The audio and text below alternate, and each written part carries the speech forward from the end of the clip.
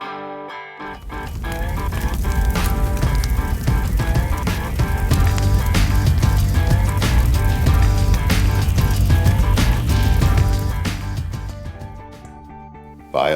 is biological material derived from living or recently living organisms.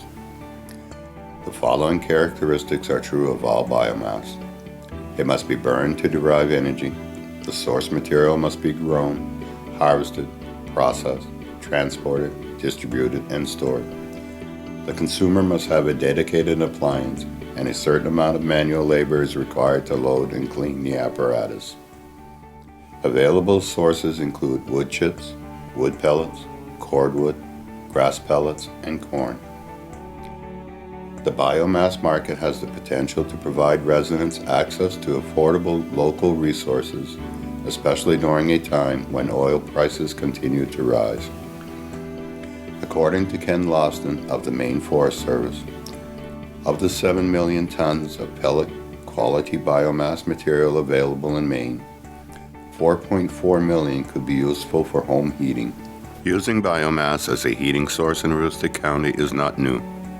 Families in Maine used wood to heat their homes long before the current heavy reliance on oil. Our story addresses the viability of biomass as a heating source in Aroostook County today. Consumers can take varied approaches to using biomass as fuel, depending on their needs. Wood stoves, pellet stoves, and inserts that allow multiple fuel types to be burned are available as both supplemental and primary heating sources for homes. Wood chip and multiple fuel furnaces are options for schools, businesses, and industrial applications. Each type of appliance has different logistical considerations. This business burns pellets. This is the hopper that has the pellets. Oh. We can put 1.5 tons of pellets. We just drop them from the top floor and load it up. This homeowner uses a wood gasification system. Naturally, you need the space to be able to cord your firewood. It's a commitment because you're having to maintain the wood boiler by continually feeding it, and then you also have to periodically clean it, remove your ash, and dispose of it. And then also you get increased mold and humidity in your home. During the coldest periods, biomass appliances must be loaded more frequently. This may be a deterrent for consumers, especially those with limited physical capabilities. How is oil heat different? You set your thermostat and you get routine deliveries with a fuel truck. What are some issues heating with pellets? If you want to go to a place that does not deliver, then you either have to have a trailer, you have to have a pickup that'll handle a ton in the back of it. How about cleaning the stove? It's not like you can fill it up and just leave it for 3 or 4 days. What kinds of materials can be used to manufacture pellets? Just about any agricultural residual, any forest residual, so that includes bark, whitewood, sawdust, shavings, corn stover, hay, seed shells. All those have been used as fuel. Pellet manufacturer Matt Bell discusses his experimental pellet initiatives. We've experimented with different types of grasses, hays, grains, canola, and we've done red cedar from the Virginias, and we've also done some testing with eucalyptus. Are there problems with grass pellets? The BTUs are not there, the economics don't make sense, and there's much higher ash and more corrosive. Scientists and manufacturers don't always agree. Wood and other plant material tend to have very similar BTU values. Why haven't grass pellets emerged as a potential local market? From the research that I've done, looking at other countries and continents that are currently producing grass, they're doing it more as a last resort because they do not have the wood fiber available. The technology to burn grass pellets, I don't think is there now. Does the technology exist in other markets? The grass pellets or straw pellets have been burned in Europe for over 30 years. And so it's not like it's a major technical challenge. It's just you need the right appliances to do it effectively. More diverse fuel choices, more convenient appliances, and storage systems will be necessary to increase local adoption of biomass as heating fuel. Manufacturers and scientists need to continue to work together to develop technologies that produce economically viable and environmentally sustainable fuel sources that are convenient, safe, and inexpensive for consumers. Biomass as a dominant heating source in Aroostook County would provide the county with the opportunity to reduce its dependence on oil. But does wood biomass really have a zero carbon footprint? There's no such thing as a zero carbon footprint. Everything is going to cost us something. And the idea that, well, if I grow a tree, I cut it down and I burn it, and another tree will grow in its place, and I'm simply cycling that carbon, doesn't take into account the chainsaw that was used to cut it down, the truck that was used to transport it. Grass biomass has not yet been established as a fuel in Aroostook County. What are some energy considerations for farmers interested in pursuing grass crops for fuel? To establish your grass, it would take a fair amount of fuel to plow the land and fertilize it and get it ready to produce grass. But after the grass is established, it's not really a high fuel consumption crop. Farmers also need to take grass species into account. Well, reed canary grass is already here, so it is a native species in this area. The switchgrass isn't. In terms of invasive species, if you're choosing between the two, it would be switchgrass that would qualify more than invasive species. Why are invasive grasses an environmental issue? Both of these grasses can spread what you'd say vegetatively.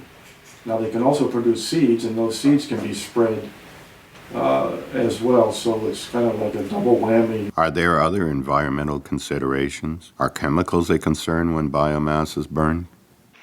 The things that really jumped out as being interesting were we also found arsenic, cadmium, and lead. There are a number of heavy metals in ash. None of this was surprising. This was all known for decades. Should consumers be concerned about exposure to ash? The only real significant exposure that people seem to get is when they open that door and decide, now it's time to clean the stove, and they start flipping that ash around. According to Ken Lawson of the Maine Forest Service, there are 14 million acres of timber harvested annually in the state of Maine.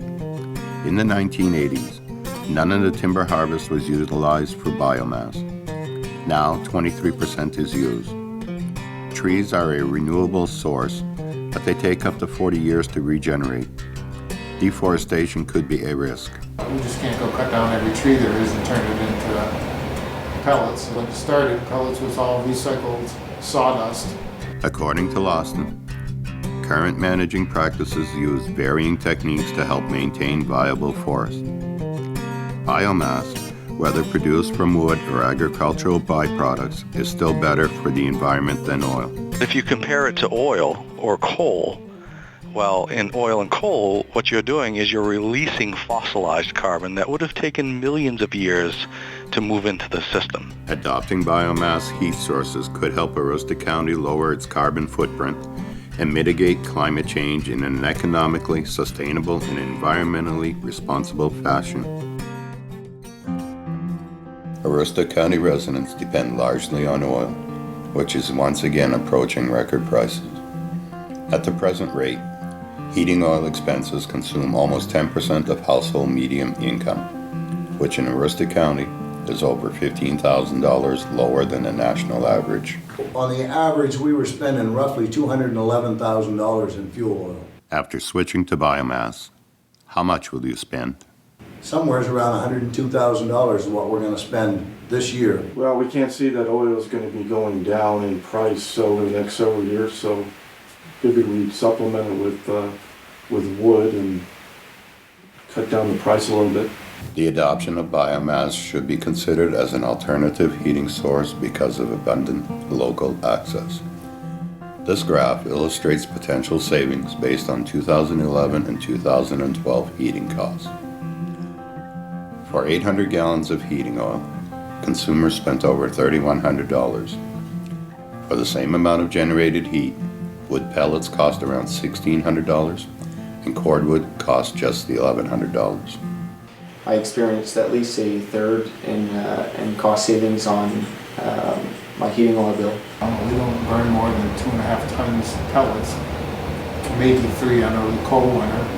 So $200 a ton, we're back at $600, and we just had the oil fills, and it was maybe just below a half. It was $580. Though use of biomass for heat provides cost savings, there are insurance considerations. Most insurance companies want you to have a separate chimney for each heating source. Can a consumer who heats with biomass alone get insured? So the answer to that is yes, it can happen, but your premiums will be very expensive. How much more expensive? You're talking about probably triple your pricing. Consumers must be wary of adopting only one source of biomass to heat their homes. So as the price of corn started going up, it kind of killed our market. Diversification does present challenges for consumers. Yes, it would be nice to have a multi-fuel approach to solve our problems, because that ensures us of a stream of resources that wouldn't necessarily deplete one over the other. The problem we're having, though, is that the cost factor is pretty significant. Even if the cost of multi-fuel appliances could be reduced, consumers would still face problems with accessibility to diverse biomass sources. Currently, only wood is used. Are local farmers interested in pursuing grass production for pelletization? There'd be an interest in anything I say they could make a little bit of profit at. We're always looking for crops that pay. There's a lot of pros and cons in making this decision. But as far as if I would be interested in pursuing this, yep, I would. What are some cost considerations? There might be a market for pellets for your grass to make pellets, but you got to go out and buy all sorts of machinery. The cost of energy right now is through the roof. The cost of fertilizer is what's, that's our major expense now. So anything would help.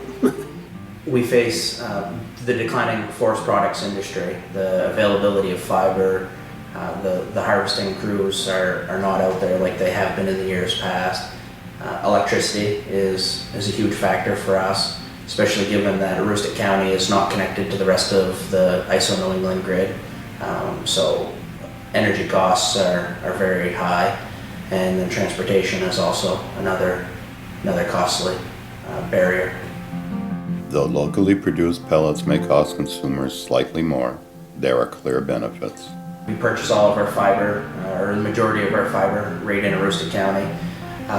We have our employees are local. We use local machine shops to make our parts and wear items. And we also have our bags and pallets, and all of our packaging goods are made locally, right in Presque Isle. And for every dollar that is spent on pellets in the state of Maine from one of the main manufacturers, we figure that somewhere around 95% of the dollar stays, as opposed to oil where 80% of the dollar leaves. Keeping Maine dollars in the state is a great reason to support wider adoption of biomass as a primary heating source in Aroostook County. But it is not the only reason. Environmental, economic, and logistical factors all point to a future where more biomass and less oil is used to heat our homes. But conversion costs, insurance concerns, and underdeveloped technology are all hurdles Aroostook County residents must overcome. We cannot do it alone. Both our state and local governments need to pass legislation, provide financial incentives, and develop infrastructure to assist homeowners with the conversion process and put us on the path to achieving economic and environmental sustainability.